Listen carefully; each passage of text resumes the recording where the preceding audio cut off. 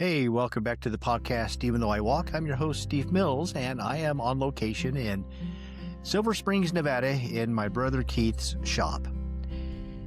It'll most likely be the last time I record from here, as my sister-in-law is going to sell the place.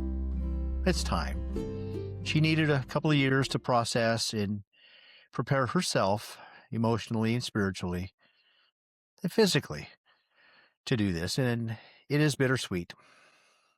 Keith and I shared some good memories in here, some good laughs, a lot of plans, and a lot of dreams. And so today I'm going to share with you some stories, some laughs, maybe a tear or two, and my journey through the grief process with him. Now, my journey of grief started when I was 16 in 1982. On December 8th of that year, my mom passed. She died from colon cancer. And I didn't know. I didn't realize what was happening until about a week before. And my dad pulled me outside and told me that she would be gone soon. Hospice came and took care of her. And I think that's when my love for hospice began, as I serve as a hospice chaplain. So death is no stranger to me, both personally and professionally. During that week, I didn't know what to think. I didn't know what to feel. I didn't know how to act. I just didn't know. I spent some time with my mom, and she reassured me of her faith in Christ, and that when she's gone from this life, she will open her eyes in the presence of God Almighty, covered in his grace and mercy and righteousness. At some point during that week, she pulled me to her bedside, and we had a good conversation. Before I would go to school, I would run out the door. She would yell after me, "Bye, I love you, be careful." Come straight home. Sometimes I may have taken the long way home from the bus stop. But she held my hand and she said, "Listen, I'm going to tell you something. Bye. I love you. Be careful and come straight home." And I've held those words dear to my heart and my soul and my spirit ever since, 44 years ago. And I still grieve for her. I still wonder. And I often think,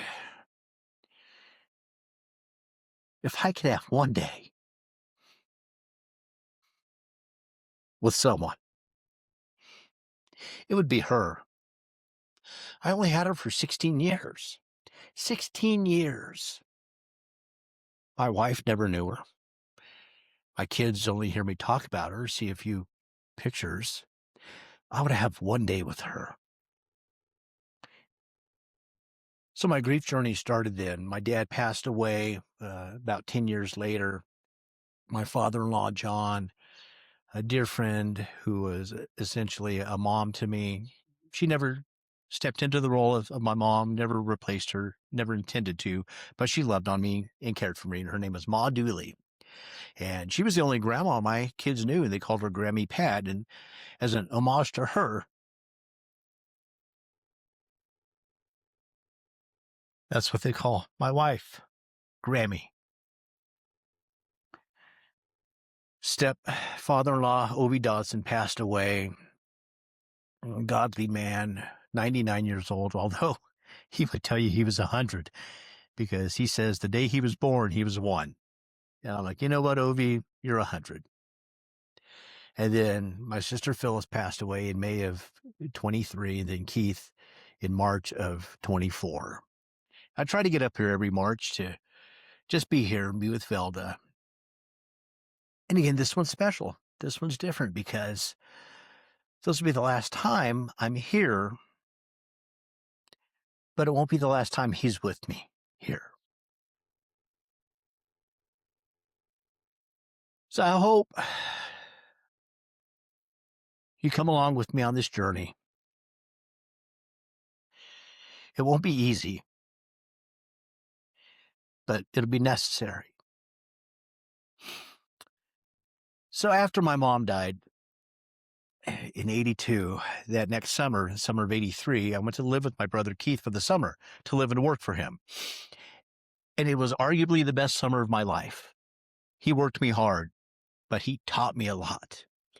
We built a house and we did some other renovations. And I remember as a 16-year-old boy hanging off the side of a roof, repairing shingles and carrying all sorts of, just learning about building houses. But it wasn't so much the technical aspect. It was the life lesson. Work hard. And when you work hard, do it well.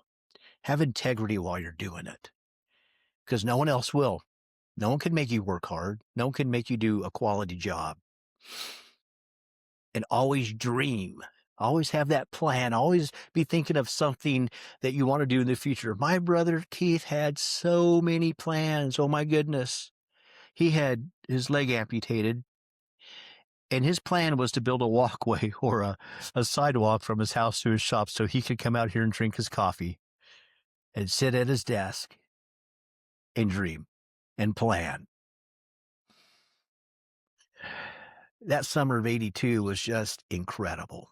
It was absolutely amazing, and he taught me so much. We stayed close over the years. For a few years, we didn't talk as much, but I would say the last 20, we talked at least once a week. One time, I hadn't been home for 6 years, and talking to him on the phone, and he's like, "Hey, when are you going to come home?" I'm like, "I just don't have the money." I was pastoring a church in the Midwest and a family of 4, and he's like, "Hang on a minute." So I hear him talking to his wife, Velda, and he comes back on and he says, "Okay, here's the deal, Skippy. Here's my credit card number. Get a flight, come see us." And I flew out to the West Coast, and the gift wasn't the trip. The gift wasn't visiting the childhood places that I ran to or hung out at. The gift was him, spending time with him. He's always teaching. We did some work in his shop, and he taught me some things about woodworking, which I'm sure I've forgotten by now. And if he could be here, he would shake his head and he would teach me again. He was always willing to go above and beyond for his little brother. As I was getting ready to deploy to Afghanistan, I had an ATV that I needed to get from Southern California back to Oklahoma. And I had a small truck, and we were towing it, and it was just a hot day, and the truck was overheating. So I called him from Ontario, California, and I said, "Hey, I don't think my truck's going to make it." So he and his wife got in their truck, attached the trailer, came down and met us, and stored the ATV for me for about 5 or 6 years. It took me forever to get that back from him, but I eventually did. And the other thing with Keith is no matter what, whenever we got together, we did some horse trading. It was going to happen. Our wives knew it was going to happen. We didn't know what we were going to trade, but we did. And our last trade was I was going to bring the ATVs back, and he had some guns that I was going to trade for. So he died before we could do that. And Velda said, "I want to honor that." So I brought the ATVs back to her, and we traded the guns. And then, you know what? She and I did a few more trades as well. And you'll see those in about a year. You'll see the product of that. He was so fun to be around. My wife would often say, when the two of you get together, you're insufferable. When the two of you get together, it's just, I don't know what's going to happen. And that's the beauty of it. We didn't either. We just played off of each other, and he was just the neatest guy. So what's changed since his death? Yeah. Maybe a harsh reality that we all die. I mean, working in hospice, I see it all the time. And it is heartbreaking. And hospice has been the most rewarding, heartbreaking job I've ever had. To have the privilege to sit with somebody in their final days is something that's indescribable. The nurses I work with are angels on earth. They are absolutely incredible. And what they do, they have a special place in heaven. Absolutely. 100%. When Jesus said to love the unlovely, they do it. Genuinely, gently, with compassion. So what has changed since then? Life has moved on. See, the messy thing about grief is we grieve, but then things just keep moving on down that track. Life doesn't stop. And you can choose to stop. You can choose to sit in that grief and not carry on your life. But is that what your loved one would want you to do? To stop living your life because they're gone? I don't think so. You have to embrace your life, the vibrancy of what you have. And you look back and you remember those times with fondness, sometimes with a few tears, sometimes with sadness. It would have been December of probably 2005, maybe six, but somewhere along that time frame. I was stationed with the Marines in North Carolina and hadn't been home for quite a while.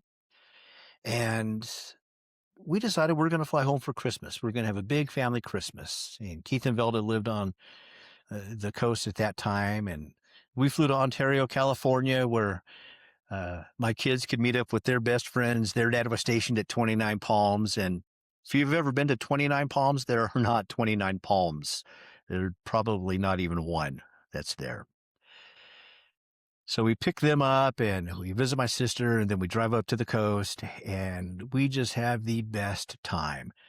He grilled tri-tip and chicken, of course. That's what we do.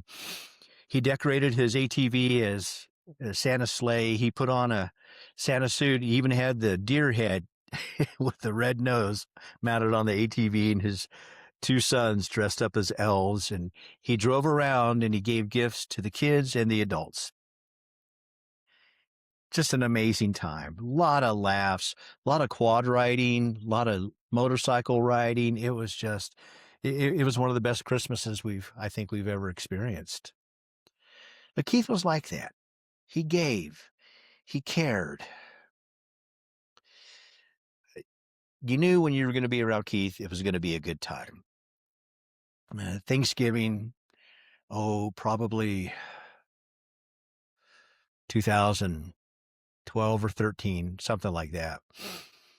Stationed in Southern California at this time. And so Sherry and I, we drove over to Phyllis's and picked her up, and we drove up to Silver Springs to spend Thanksgiving with Keith and Velda. And we took his old Jeep. He had this old Willys Jeep that he and I rode in, and we went out somewhere and we shot some guns, and it was just, again, a lot of laughs, a lot of time, a lot of quality time just being around him.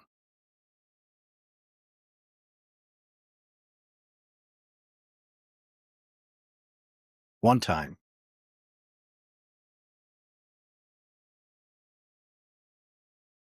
I was deployed to Afghanistan, and I get the email that nobody wants to get. Call home immediately. So I called my wife, and she said, "Hey, your nephew Caleb committed suicide." So I called Keith, and through his tears, he said, "I need you. I have everyone else here, but I need you." He and I had a bond that's unspeakable. We could sit in silence and talk to each other. Through the grace of God and a compassionate commanding officer, I came home. Now, this is weird because I didn't want to leave my troops, my Marines and sailors in country. I was heartbroken over that, but my big brother needed me. And I would go through hell time and time again to get to him. Just a few weeks earlier, I had actually was going home. We were drawing down, and I was with the first unit. And so we're in Manask, Kyrgyzstan, and then I get called back because we had a killed in action and a missing in action or wounded in action. And I get back to Afghanistan, take care of the troops, and then I get that email and the phone call. And I leave and I get back to Manask, Kyrgyzstan. And there's an Air Force Master Sergeant who's in charge of all the troops and getting everybody all marshaled. She sees me. She's like, "Chaplain, what are you doing back here?" I explained the situation, and she said, "Listen, follow me." And she took me into a VIP section, which I shouldn't have been able to go into, but she cleared the way and got me in there so I could not be around other people, because that's the last thing I wanted, quite honestly. And she brought me a sandwich. Probably just a ham and cheese sandwich with mustard on white bread.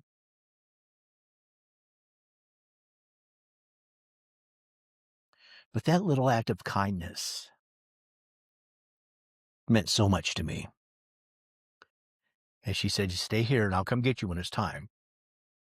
And a little bit later, she came and said, "Okay, it's time to go." And we went and got in the car, and she took me out to the plane. And I was the only Navy guy on the plane. The rest were soldiers, and they were all standing in formation out on the tarmac in front of the plane. And I said, "What are they doing? Who are they waiting for?" And she said, "You. They're waiting for you." She escorted me on the plane, and the plane was packed, except there was one middle seat that stayed open. And she made sure that nobody sat next to me. I got home, and through tears, hugs, silence, anger, grief, questions, I sat with my brother. So what's next? As I mentioned earlier, by this time next year, the shop will be in somebody else's hands.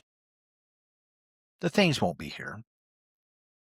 And Keith isn't here, but he's here in the stuff.